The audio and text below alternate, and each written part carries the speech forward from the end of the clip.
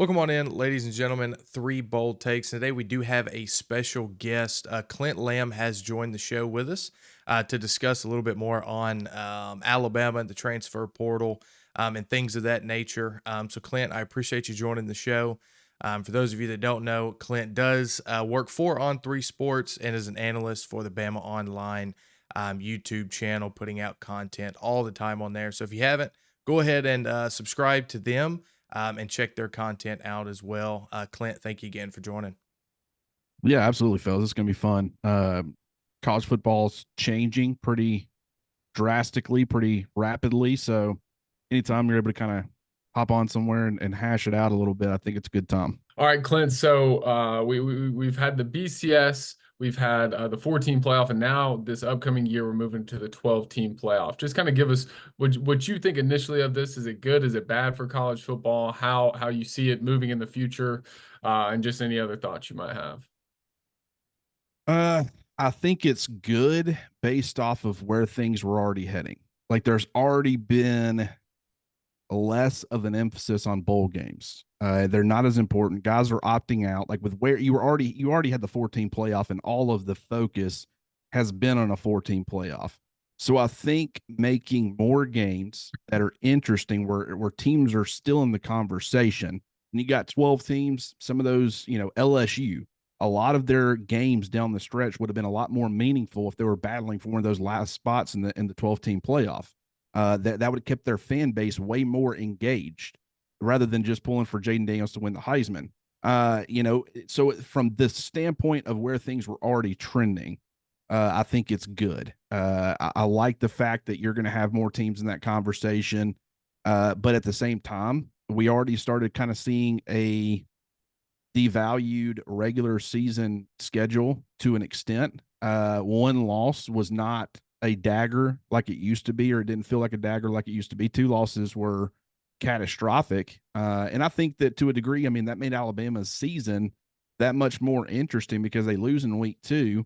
And then you look as bad as they did again in week three. And then you start to wonder, I mean, can they go on the road and beat Mississippi State? That's not this automatic victory like it has been for 15, 16 years under Nick Saban. And then it became more exciting because their backs were against the wall all year, and you knew a second loss was it. So that made it more exciting from that standpoint. But you had that mulligan. Like you lose to Texas, and it's like it looked rough. And from that standpoint, is disappointing, and you kind of just automatically assumed another loss was coming. But if you lose early in the year now, it's like it's not a big deal. Like in the NFL, if an Atlanta Falcons fan sees their team lose a game, it's not that big of a deal. Like, granted, once you start seeing 3-4 stack, then it starts to become a big deal. But I mean, one Sunday, there's not a whole lot of emotion involved in that one game. And I think that that's something that was special about college football before, was every Saturday meant something. You had a cupcake weekend. I understand that. And that was kind of an automatic victory. But, unless you were Alabama or Nick Saban, where you didn't lose to unranked opponents ever, if you were playing even a halfway decent team with a pulse, it meant something. Now it's like, even if you lose, it's not the end of the world. And it's even more so. Like Alabama could have lost to Texas, and fans still could have been like, we still got a mulligan. Like we can still drop another one and be fine. And that's kind of where I don't like it. So it's got some positives. It's got some negatives, like pretty much anything else. But, overall, I think it was needed based off of decisions that had already been made to move from the BCS to the 14.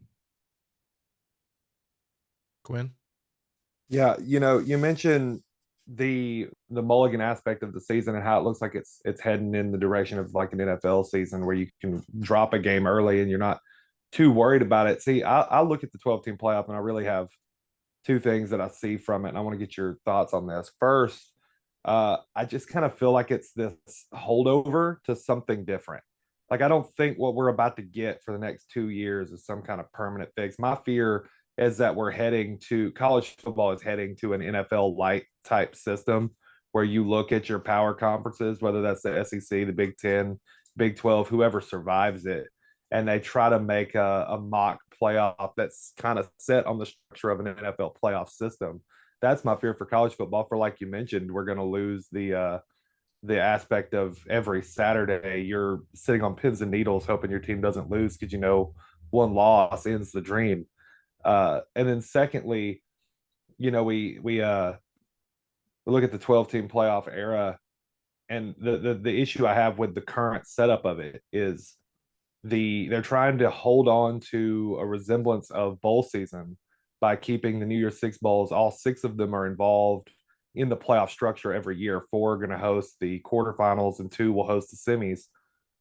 So your conference champions are going to lose that aspect of a home playoff game that the play-in teams are going to get. For me, I have an issue with that personally. I think the revenue that not just the college is going to lose out on, but the city that the college sits in is going to be huge. Like losing out on a potential of what Alabama could have played like a Florida State this year in Tuscaloosa. The revenue that from that would have been huge. I wanted to hear your thoughts on both the fear I have of its heading towards more of an NFL like structure, and also your thoughts on the conference champions not getting to host a home playoff game.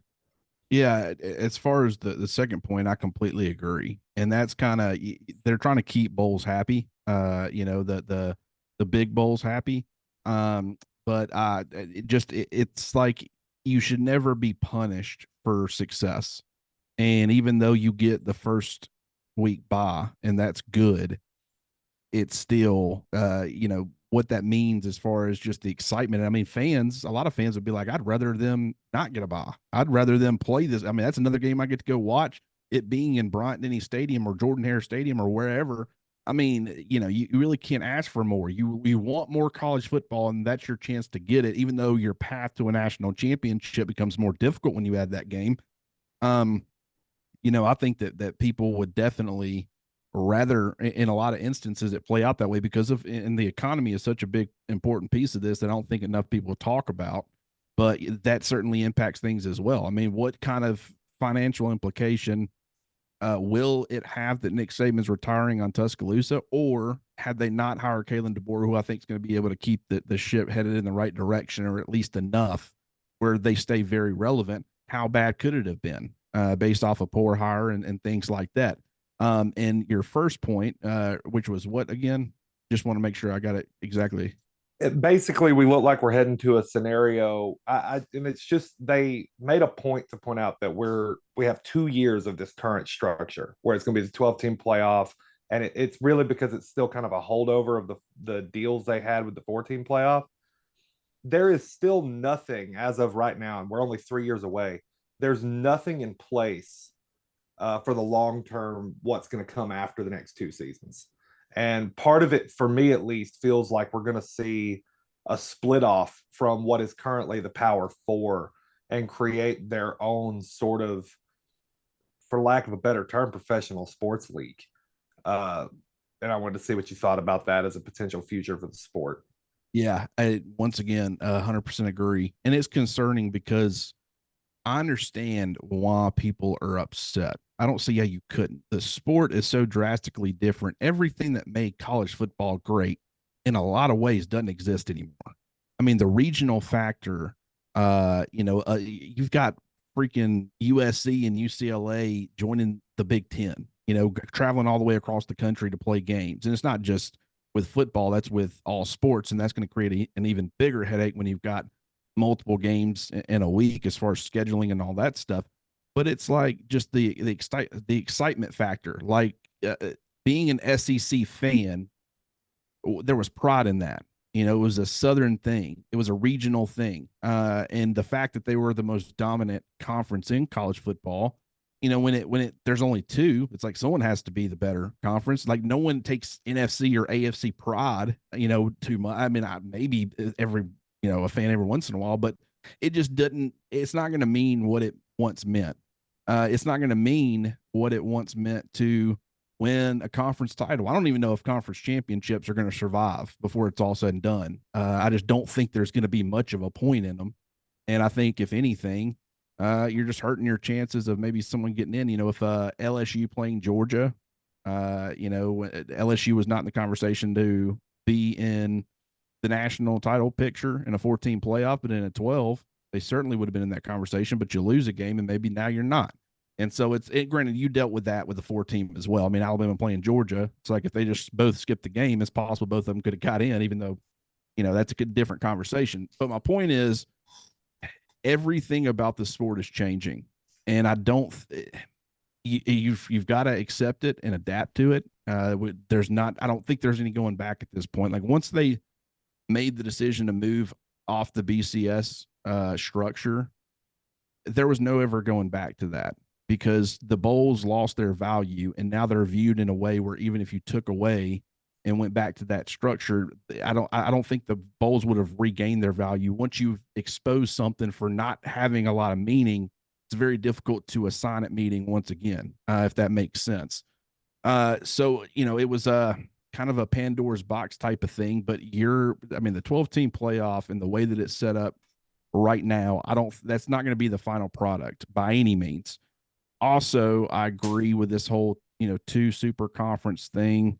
And I do think that's going to have a major impact on the sport. And what's unfortunate is that there were unintended consequences of the NIL stuff, and we're seeing some of that play out. But no one really saw some of this coming. A lot of it you did, but there was some of it you didn't. It's the same thing with this 12-team playoff. We're going to have to wait until we actually see what's going on. But as much as you can see some of this stuff coming, there's going to be other consequences that we're not taking into consideration right now. And that's the part when you're making this transition that you got to figure out, okay, what are those going to be? How drastic is that going to change the sport? And then, hopefully they're able to do something that's able to put an acceptable product on the field. People are going to tune in regardless. That's really, if it hit their pocketbooks, they wouldn't have this huge emphasis on, what can we do to get more money and line our pockets, as far as more games and things like that. But and people are always going to tune in, so that's going to always be the primary goal. But that's going to come at the cost of, a lot of the stuff that we've come to love and respect about the sport. Yeah, you kind of mentioned that you don't think that where we're at now will be the final product. And one of the problems that I have, and always kind of have, I guess you could say, a issue with, is the automatic buy-ins, right? Now, and when it was bowl tie-ins, like that sort of thing, like in my generation, that didn't really mean that much to us, like playing in a Rose Bowl, or Cotton Bowl, if that's where your conference is, aligned to, that sort of thing. But the automatic bid to the highest group of 5 is, I have an issue with personally. Now, barring the USC debacle 2 years ago to Tulane, you don't really see the group of 5 beat these topper echelon teams in college football. And there was a scenario last year, kind of toward the end of the year, where if there was a 12-team playoff, it'd be between Ole Miss and Tulane. Well, Tulane would get the automatic bid, kicking Ole Miss out, but Ole Miss beat Tulane in the regular season. So that's kind of some issues that I have with it. And what are kind of some remedies? Like, should there be buy-ins, or should it just be, or automatic bids, or should it just be the top 12 ranked teams, period? Well, I think before it's all said and done, this talk is going to kind of be irrelevant, because if it does move more to a 2-conference, mega conference style, and really, I mean, you've already got the Pac-12, that's no longer a thing. We'll see what happens with the ACC and the Big 12. The Big 12 hanging on by a thread. The ACC, I mean, especially with Florida State trying to get out, what's that going to mean for that conference? Clemson is not what it once was. Miami hadn't taken, hold and regained its previous form yet. So that conference right now it doesn't have a whole lot of money revenue, drivers anyways. But on top of you not having a Clemson in the conversation every year, Florida State was the first undefeated Power 5, conference champion to get left out of the college football playoff. That's how much respect on a national scale the ACC has, because even though they went undefeated, it's like, you're not viewing them too much differently than a group of 5 team going undefeated. I mean, that's what that tells me. So, I think if it moves in the direction that we think it's going to move, which is why I think this 2-year holdover or placeholder, whatever you want to call it, exist. It's kind of figure out, okay, what is this sport going to look, what is the alignment going to look like of conferences and all that stuff? Where's things trending in a couple of years where we don't lock something in long term? And then you realize, okay, there's, what do you do when you got 5 automatics or 4 automatics or whatever however you want to structure it? And now, 2 of those are essentially group of 5 conferences. And so now you got pretty much 3 group of 5 caliber automatic bids, and you've got the 2, the Big Ten and the SEC, or whatever the conferences are called at that point. It is an absolute mess right now, and I'll be curious to see what solutions they come up with. But I think the goal right now is to move to a 12 team, see how that plays out, tinker with things a little bit, see as far as money, revenue, what's that generating, what you need to do. Do you expand it more? It's possible they could continue to expand it. I don't necessarily think that's done on that front either. But it's also to see where you're at as far as which teams are where, which teams are, falling by the wayside, or which conferences, and then taking it. I just don't know that the whole automatic bid stuff is going to be a big part of this conversation, within a couple of years. And so let me ask you this. So do you think they could ever go, because this isn't a huge step back, but go back just a little bit. So if they do these 2 years of the 12-team playoff and then they go to 2 super conferences, could they go back to an 8-team playoff? You think go in the intermediate, have 1 bye for each side or for each conference of the super conferences, and then let it play out from there? That would make a lot of sense. But no. And the reason being is because that's less money. And that's what everything is driven by, is money. So from a logical standpoint, that is what you would do, but that's less games, playoff games that puts money in their pockets. So would they do that? I highly doubt it, but I think that's a great thought, and I completely agree. That's what it should be. I think 12 is too many with where things are trending. But at the same time, it's, I'm sure if I had a lot of zeros on the lawn, I might feel a little differently and might pitch it a little differently. So I guess I can't really blame anybody, but I do think that at the end of the day, it's all money driven. There is no chance it drops below 12 and 14 because of money. And I agree. I think a lot of it is trying to emulate the playoff structure that the NFL uses. My issue with it, and I'm assuming you probably have a similar issue with it, and I want to see what you think, is let's be honest about where college football is. There's never really 12 teams that are of the caliber any given season to win the title. There's usually at most maybe 5. So it's not quite the same as the NFL, where you could make a case that any roster could beat any other roster any weekend. So I think you're making less interesting playoff games with a large playoff. Would you disagree or agree with that?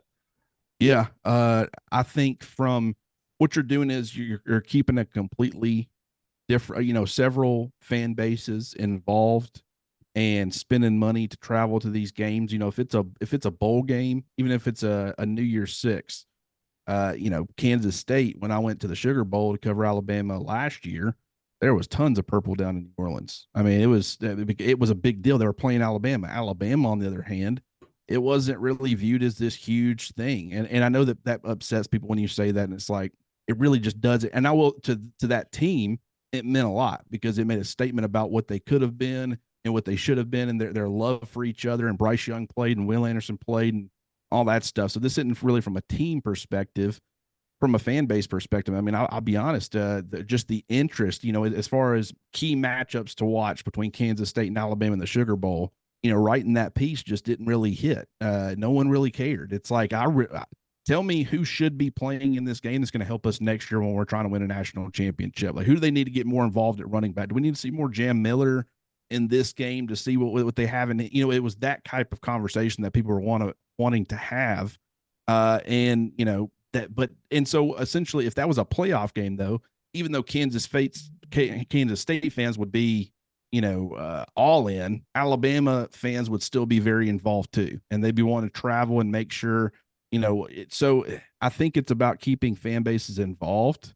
But from an on-field standpoint, you might have teams overlooking teams, but that really just doesn't happen too often in the playoffs. Like it means too much. It's like, now it's time to lock in. You lose, you go home. And So I think you're going to get a lot of teams' best games. Like if Alabama were to play, a Tulane or something who got an automatic bid, even though they would probably be projected to win by, a couple of touchdowns or something. It would be a large spread and everybody would be assuming slaughter. Seeing this scenario where Tulane pulls the upset because Alabama's looking ahead or they're not interested in, playing them in that game or whatever, I just don't think that's going to end up happening often enough where it matters. So the on-field stuff, I agree. I don't think it's gonna do much for the sport as far as creating a lot of exciting games. I think it's more, the anticipation leading up to the game. And, Tulane fans or whoever, what if we were to win? Can we pull this upset? It would all be the lead up to the game. But the actual on-field stuff, I just don't see a scenario where there would be too many upsets like there, college basketball, there's 5 guys on the court. Like, if one or two of those guys are having an off game, a team that shouldn't get beat could get beat in the NCAA tournament. A 1 seed could beat a 16 seed every once in a while. A 2 can beat a 15. But in college football, where there's just so many moving parts and it's such a team structured sport with, 22 starters on offense and defense, I don't really see too many scenarios where upsets are pulled. So I agree. I don't think that those first round games, the first round actually might be pretty decent because it's a bunch of the 4 teams top 4 teams aren't playing in those. But as far as reaching that second round, I could see some blowouts, which you see that in the college football playoff too. So I don't think that would be overly new, but that is something that fans should probably expect.